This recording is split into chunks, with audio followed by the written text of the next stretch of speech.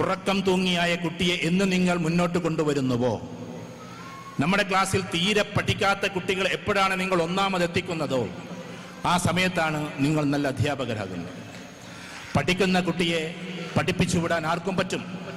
കേരളത്തിൽ ഏറ്റവും നന്നായി നീറ്റ് എക്സാമിനേഷൻ എഴുതിപ്പിക്കുന്ന സെന്ററുണ്ട്, പേര് ഞാൻ പറയുന്നില്ല, അവിടെ ഞാൻ പോകാറുണ്ട്. അവിടെ ഏറ്റവും ടോപ്പ് റേഞ്ചിൽ നിൽക്കുന്ന കുട്ടികൾ റാങ്ക് എടുക്കും. കാരണം ആ കുട്ടികൾ അങ്ങനെ പഠിക്കുന്നവരാണ്. ഈ ടോപ്പർ എന്ന് പറഞ്ഞാൽ ആരാണ്? എല്ലാ ഫാക്കൽറ്റിയും, ഇവിടുത്തെ എല്ലാ ടീച്ചേഴ്സും, എൻ്റെ പ്രിയപ്പെട്ട സഹോദരിമാർ ചിന്തിക്കണം. ഒരു മനുഷ്യനെ സംബന്ധിച്ചിടത്തോളം അറിവുണ്ട്, കഴിവുണ്ട്, പാഷനുണ്ട്, വാല്യൂസ് ഉണ്ട്. അധ്യാപകർക്ക് ഇത് നാലും വേണം. ഒന്ന് നോളജാണ്, മറ്റൊന്ന് സ്കിൽസാണ്, പിന്നൊന്ന് പാഷനാണ്, പിന്നൊന്ന് വാല്യൂസാണ്. ഇത് നാലും ഒരേപോലെ കൊണ്ടു നടക്കുന്നവരെയാണ് അധ്യാപകൻ എന്ന് പറയുന്നത്. നമ്മുടെ നാട്ടിൽ വൺ വേൾഡ് എഡ്യൂക്കേഷനാണ്, ഓൺ വേൾഡ് എഡ്യൂക്കേഷൻ അല്ല. ഞാൻ നമ്മുടെ നാടിനെ കുറ്റപ്പെടുത്തുകയല്ല കേട്ടോ. എന്താ ഇത് രണ്ടും തമ്മിലുള്ള വ്യത്യാസം? ഞാനിവിടെ എനിക്ക് പൈസ വേണ്ടെന്ന് പറഞ്ഞു, പക്ഷെ നിങ്ങൾക്ക് ചില പൈസ തന്നിട്ട് പോകണം എന്നാണ് എൻ്റെ ഒരു ധാരണ. ഞാൻ ചെറിയൊരു ബിസിനസ്സുകാരനും കൂടിയാണ്. അതുകൊണ്ട് what are the differences between one world education and on world education? ഈ കൂട്ടത്തിൽ നിന്ന് ആരെങ്കിലും ഒരാൾ കൃത്യമായിട്ട് അതിൻ്റെ ഡെഫിനിഷൻ പറഞ്ഞാൽ ഞാൻ ഇപ്പം നിങ്ങൾക്ക് ഈ സ്റ്റേജിൽ വിളിച്ചിട്ട് 2000 രൂപ തരും. കൃത്യമായിട്ട് പറയണം. തെറ്റിപ്പോയാൽ ഒരു 100 രൂപ ഇങ്ങോട്ടും. എന്നാലല്ലേ പിന്നെ കുറേ ആൾക്കാർ പറയാതിരിക്കുള്ളൂ. ലോകത്തിലൊക്കെ അങ്ങനെയാണ്. അങ്ങനെ പറയിപ്പിച്ചാലേ പിന്നെ അധികം പറയാതിരിക്കൂ. നിങ്ങളുടെ മനസ്സിലുള്ളത് തന്നെ അത് പറഞ്ഞാൽ മതി. ശ്രീനാരായണ ഗുരുവിൻ്റെ നേരെ ശിഷ്യനായിരുന്നു നടരാജ ഗുരു. ലോകതലത്തിൽ പ്രസംഗകലയിൽ നമ്മുടെ സ്വാമി വിവേകാനന്ദൻ കഴിഞ്ഞാൽ പിന്നീട് ലോകം ശ്രദ്ധിക്കപ്പെട്ടൊരു പ്രഭാഷണം നടരാജ ഗുരുവിൻ്റെതാണ്. നടരാജ ഗുരുവിൻ്റെ എഡ്യൂക്കേഷൻ്റെ തിസീസ് അന്ന് അദ്ദേഹം ന്യൂയോർക്കിൽ അവതരിപ്പിച്ചത് തന്നെ one world education and on world education എന്നത്. നിങ്ങൾ ടീച്ചേഴ്സ് എന്തായാലും അത് പഠിക്കണമല്ലോ. അത് പഠിച്ചിട്ടുള്ളവർ ആരെങ്കിലും, വായിച്ചിട്ടുള്ളവർ ആരെങ്കിലും ഒന്ന് പറഞ്ഞാട്ടെ. 2000 രൂപ മിസ് ചെയ്യണ്ട. എന്ത് 2000 അല്ലേ? സമയമില്ലാത്തത് കൊണ്ട് ചുരുക്കട്ടെ. ആരും കൈപ്പൊക്കുന്നത് കാണുന്നില്ല. ആൻസർ ഉള്ളവർക്ക് കൈപ്പൊക്കാം. വളരെ സിമ്പിളാണ്. നമ്മുടെ മുമ്പിലിരിക്കുന്ന കുട്ടികളെ മുഴുവനും ഒരു ലോകത്തിലേക്ക്, ഏകലോകത്തിലേക്ക് കൊണ്ടുവരുന്ന വളരെ മോശമായ എഡ്യൂക്കേഷനെയാണ് വൺ വേൾഡ് എഡ്യൂക്കേഷൻ എന്ന് പറയാം. എല്ലാവരും ഒരേപോലെ മാത്സ് പഠിക്കണം, എല്ലാവരും ഒരേപോലെ ഫിസിക്സ് പഠിക്കണം, എല്ലാവരും ഒരേപോലെ സുവോളജി പഠിക്കണം, എല്ലാവരും ഒരേപോലെ തന്നെ ഇതൊക്കെ പഠിക്കണമെന്ന് വാശി പിടിച്ചുകൊണ്ട് മുഴുവൻ കഴിവുള്ള കുട്ടികളെയും അതിൻ്റെ ചിറകുകളെല്ലാം വെട്ടിയെറിഞ്ഞ് ഒരൊറ്റ ദിശയിലേക്ക് കൊണ്ടുവരുന്നതിൻ്റെ പേരാണ് വൺ വേൾഡ് എഡ്യൂക്കേഷൻ. എന്നാൽ ഓൺ വേൾഡ് എഡ്യൂക്കേഷൻ എന്ന് പറഞ്ഞാൽ അവന് അവൻ്റെതായ ലോകം തീർത്തു കൊടുക്കലാണ്. ആ ലോകത്തിൽ അവൻ ചക്രവർത്തിയാകുന്നതിൻ്റെ പേരാണ് ഓൺ വേൾഡ് എഡ്യൂക്കേഷൻ, OWN, അഥവാ ഈ പറയുന്ന ഓൺ വേൾഡ്. അവൻ്റെതായ ലോകം അവൻ തീർത്തു എന്നതാണ്. 7ാം ക്ലാസ്സിൽ നിന്ന് പുറത്താക്കപ്പെട്ട അപമാനിതനായി പോന്നിട്ടുള്ള ഒരു കുട്ടിയുടെ പേരാണ് ഇന്ന് ലോകത്തിൽ ഏറ്റവും കൂടുതൽ കുട്ടികൾ പഠിക്കുന്ന പേര്. അവൻ്റെ പേര് ആൽബർട്ട് ഐൻസ്റ്റീൻ എന്നാണ്. കാരണം അറിവിനേക്കാൾ കഴിവുകൾക്ക് പ്രാധാന്യം കൊടുക്കുകയായിരുന്നു. തൻ്റെ സ്വയം ലോകം തീർക്കുകയായിരുന്നു. സ്വയം ലോകം തീർത്തത് കൊണ്ടാണ് ആരും കണ്ടെത്താത്ത കണ്ടെത്തൽ കണ്ടെത്തിയത്. അല്ലെങ്കിൽ ആരോ കണ്ടെത്തിയതിന് ഐൻസ്റ്റീൻ പഠിക്കേണ്ടി വരുമായിരുന്നു. ഞാൻ പറയുന്നത് മനസ്സിലാകുന്നുണ്ടല്ലോ? അതിനു മുമ്പ് പലരും കണ്ടെത്തിയതിനെ ബൈഹാർട്ടാക്കിയിട്ട് ഐൻസ്റ്റീൻ പഠിക്കണമായിരുന്നു. തൻ്റെതായ ലോകം തീർത്തത് കൊണ്ടാണ് സത്യത്തിൽ എന്താകുന്നത്? അവനവൻ്റെ ലോകത്തിൽ ചക്രവർത്തിയാകുന്നത്. 14ാമത്തെ വയസ്സിൽ പോളിടെക്നിക്കിന്റെ എൻട്രൻസ് എഴുതാൻ വേണ്ടി, ലോക പ്രശസ്തമായ ഒരു പോളിടെക്നിക്കിൽ എൻട്രൻസ് എഴുതാൻ വേണ്ടി പോയി. 14ലോ 15ലോ. ആ സമയത്ത് അവിടുത്തെ ഇന്റർവ്യൂവിലും അവിടുത്തെ ടെസ്റ്റിലും പൊട്ടി. നിങ്ങൾക്കറിയാം ചരിത്രം. അന്ന് ഇന്റർവ്യൂവിൽ പാസ്സായ കേമന്മാരായ കുട്ടികളുണ്ട്.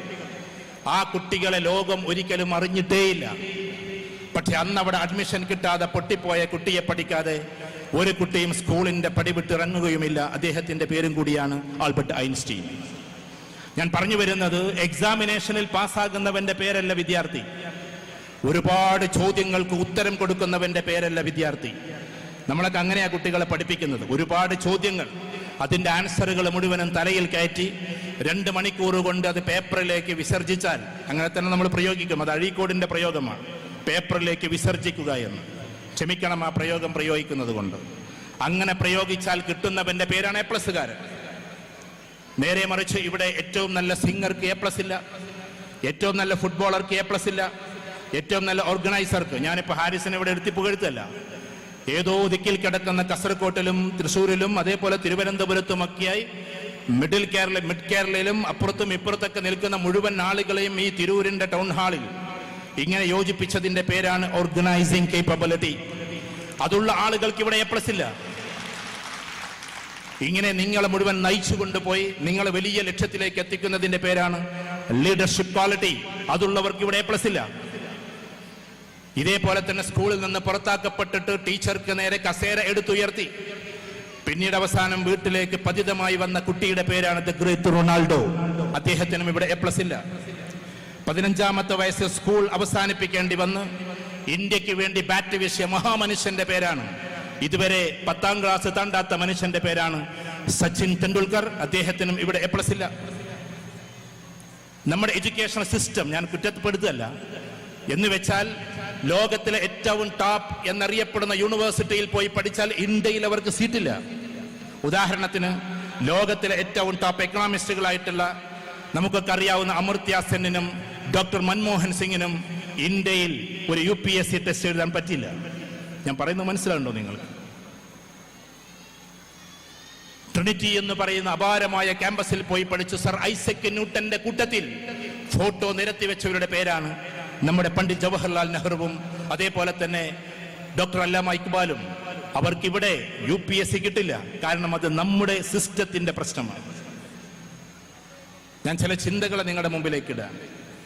ലോകത്തിലെ ഏറ്റവും ടോപ്പ് റേഞ്ചിൽ നിൽക്കുന്ന എക്സാമിനേഷൻ എന്ന് നീറ്റിനെ നമ്മൾ പറയുന്നു. നാഷണൽ എലിജിബിലിറ്റി ടെസ്റ്റാണ്, മെഡിക്കൽ കോഴ്സ് കഴിയാനുള്ള. പക്ഷേ ആ നീറ്റിന്റെ എൻട്രൻസ് എക്സാമിനേഷന് വേണ്ടി അതിന്റെ ഹാളിലേക്ക് കയറുന്ന സമയത്ത് ഓരോ കുട്ടിയും വിഭ്രാന്തിയിലാണ്. കാരണം തന്റെ മഫ്ത അഴിപ്പിക്കുമോ, തന്റെ കൈ പൊക്കുമോ, കാല് പൊക്കുമോ, തന്റെ പറയാൻ മടിയുണ്ടെങ്കിൽ പോലും അത് നടന്നതായതുകൊണ്ട് പറഞ്ഞോട്ടെ അടിവസ്ത്രം പോലും അഴിപ്പിക്കുമോ എന്ന ഭയത്തോടു കൂടിയാണ് നീറ്റിന്റെ അകത്തേക്ക് ആളുകൾ കയറുന്നത്, ഹാളിലേക്ക്. പക്ഷെ നീറ്റിനേക്കാൾ എത്രയോ ഉഗ്രമായ എക്സാമിനേഷൻസ് ഉണ്ട് ഈ ലോകത്തിൽ. അത് നമുക്ക് നമ്മുടെ സഹപാഠികളുടെ കൂടെ ഇരുന്ന് എഴുതാം. നമുക്ക് ഓപ്പൺ ബുക്ക് എക്സാം ആയിട്ട് എഴുതാം. നമുക്ക് ലൈബ്രറിയിൽ ഇരുന്നിട്ട് എഴുതാം. ടെക്സ്റ്റ് ബുക്കുകൾ മറിച്ചു വെച്ച് എഴുതാം. ഒരിക്കലും കോപ്പി അടിക്കാൻ കഴിയില്ല. കാരണം ഈ കുട്ടിയുടെ ക്വസ്റ്റ്യൻ പേപ്പർ വേറെയാണ്, ആ കുട്ടിയുടെ ക്വസ്റ്റ്യൻ പേപ്പർ വേറെയാണ്.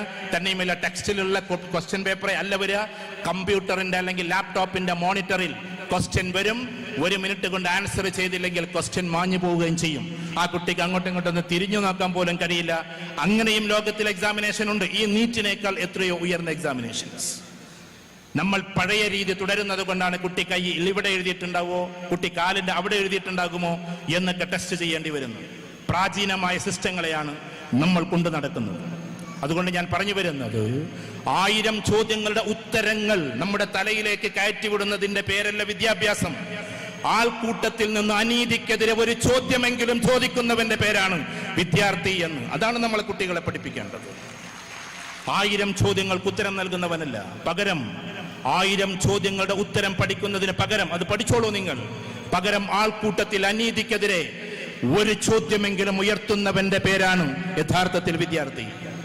ആ ചോദ്യം ചെയ്യലിലേക്ക്, ചോദ്യത്തിന്റെ ഉത്തരം മാത്രം പഠിക്കുന്ന വെറും ഖണ്ഡീകരിക്കപ്പെട്ടതിൽ നിന്നും മാറ്റി ചോദ്യങ്ങൾ ചോദിക്കുന്ന വിദ്യാർത്ഥികളായി നമ്മൾ എന്ന് മാറുന്നുവോ അന്ന് നമ്മൾ വിദ്യാർത്ഥികളാണ്. നിങ്ങൾ പഠിപ്പിക്കുന്ന കുട്ടികൾ അന്ന് മുതൽ വിദ്യാർത്ഥികളാണ്. അധ്യാപകനോടൊന്ന് സംസാരിച്ചാൽ ആ കുട്ടി അച്ചടക്കമില്ലാത്തവൻ. അധ്യാപകനോട് മറുചോദ്യം ചോദിച്ചാൽ ആ കുട്ടി വിവരം കെട്ടവൻ. അധ്യാപകനോട് എന്തെങ്കിലും എഴുന്നേറ്റിട്ട് ഒരു ക്വസ്റ്റ്യൻ ചോദിച്ചാൽ ആ കുട്ടി ഒന്നിനും പറ്റാത്തവൻ. രക്ഷിതാക്കളോട് എന്തെങ്കിലും ഒരു ചോദ്യം ചോദിച്ചാൽ മിണ്ടാതിരിക്കുക എന്ന് കേൾക്കുന്നവൻ. അതല്ല വിദ്യാർത്ഥി. അവൻ ചോദ്യങ്ങൾ ചോദിച്ചുകൊണ്ടേയിരിക്കും അവന്റെ അവസാന നാൾ വരെ. അതാണ് വിദ്യാർത്ഥിത്വം. അതാണ് വിദ്യാർത്ഥിത്വം. അങ്ങനെ നമ്മൾ കുട്ടികളെ വളർത്തിയെടുക്കണം അച്ചടക്കത്തോടെ. അച്ചടക്കം നിങ്ങൾ പഠിപ്പിച്ചോളൂ. അച്ചടക്കം നിങ്ങൾ പഠിപ്പിച്ചോളൂ. ഇവിടെ നിങ്ങളുടെ ക്യാപ്ഷന്റെ പേര് കൊടുത്തത് ശിക്ഷൻ എന്നാണ് അല്ലേ? ശിക്ഷൻ അല്ലേ? ആ ക്യാപ്ഷനോടൊരു ചെറിയ വിയോജിപ്പ് അതും പറയണല്ലോ. നമുക്ക് ശിക്ഷ അറിയില്ല, നമുക്ക് ശിക്ഷണമേ അറിയൂ. അതിന്റെ പദമാണ് ശിക്ഷൻ. ശിക്ഷയില്ല നമുക്ക്. എന്തേ ഉള്ളൂ? ശിക്ഷണേ ഉള്ളൂ. ശിക്ഷണും ശിക്ഷയും രണ്ടും രണ്ടാണ്. നെഗറ്റീവായിട്ട് കൊടുക്കുന്നത് ശിക്ഷയാണ്, പോസിറ്റീവായിട്ട് നൽകുന്നത് ശിക്ഷണമാണ്. അതുകൊണ്ട് നിങ്ങളുടെ പേര് ശിക്ഷൻ എന്നല്ലേ, ശിക്ഷണം എന്നല്ലേ? നിങ്ങൾ നോക്കിയിട്ടുണ്ടോ എന്ന് എനിക്ക് അറിഞ്ഞുകൂടാ. ഹാരിസ് ഭായ്, ശിക്ഷൻ എന്നല്ലേ? എന്ന് പറഞ്ഞാൽ ശിക്ഷണം എന്നാണ്. എന്ന് വെച്ചാൽ നമ്മൾ ശിക്ഷണത്തോടു കൂടി വളരണം. യമനിയമ എന്നാണ് അതിന് പറയുക. യമ എന്ന് പറഞ്ഞാൽ സ്വയമേ നമ്മൾ കൊണ്ടു നടക്കേണ്ടുന്ന നിയമങ്ങളെയാണ് യമ എന്ന് പറയുക. ഒരു പെൺകുട്ടിയെ എവിടെയെങ്കിലും വെച്ച് കണ്ടാൽ അവളോട് മോശമായി സംസാരിക്കരുത് എന്ന്